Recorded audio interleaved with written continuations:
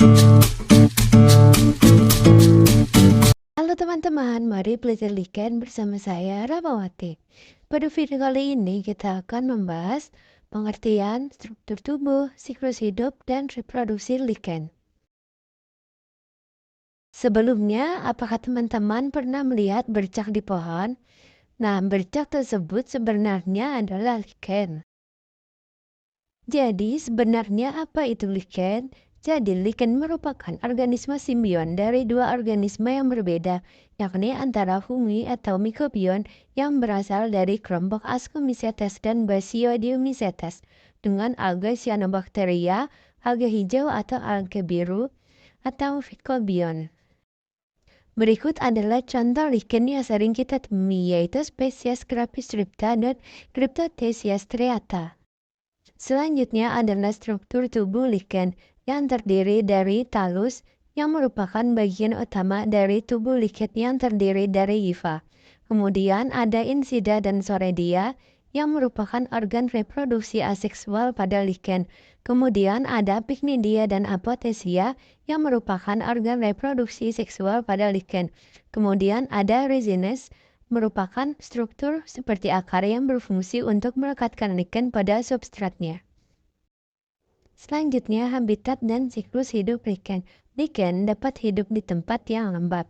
Kemudian, siklus hidup lichen terdiri dari dua fase, yaitu fase reproduksi vegetatif dan reproduksi seksual. Diawali dengan reproduksi vegetatif yang dilakukan oleh talus yang terdiri dari 3 cara. Yang pertama yaitu soredia, struktur kecil yang terdiri dari beberapa sel alga yang dibungkus oleh hifa jamur, dapat lepas dan tumbuh menjadi lichen baru. Yang kedua ada isidia, tanduran kecil dari talus yang mengandung komponen alga dan jamur. Jika terlepas, dapat tumbuh menjadi individu baru.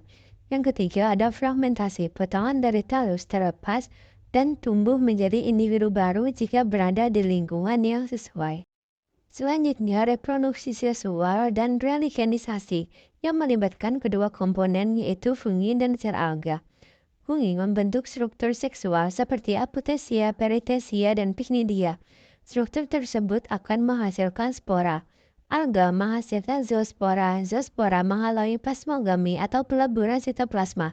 Lalu, karyogami atau peleburan inti. Selanjutnya terjadi meiosis, menghasilkan sel-sel baru dengan variasi genetik.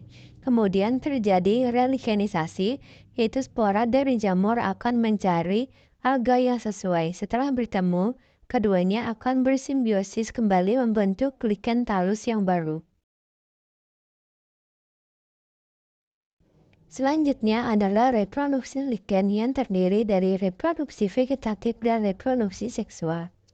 Reproduksi vegetatif adalah cara berkembang biak tanpa melalui peleburan gamet. Prosesnya meliputi soredia, yaitu struktur kecil yang mengandung hifa dan sel alga atau cyanobacteria pada lichen yang dapat tumbuh menjadi individu baru. Kemudian ada fragmentasi, yaitu bagian tubuh jamur misalnya hifa terlepas dan tumbuh menjadi individu baru yang identik secara genetik. Selanjutnya, reproduksi seksual terjadi melalui peleburan dua inti atau karyogami dari sel jamur yang berbeda jenis. Tahapannya meliputi plasmogami atau peleburan sitoplasma dari dua sel gamet yang berbeda.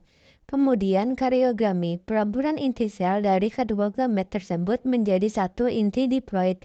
Kemudian meiosis, pembelahan inti diploid menjadi inti haploid menghasilkan variasi genetik. Kemudian pembentukan spora seksual atau askospora. Setelah meiosis terbentuk askospora yang terbungkus dalam askus di dalam struktur reproduksi bernama apothecia.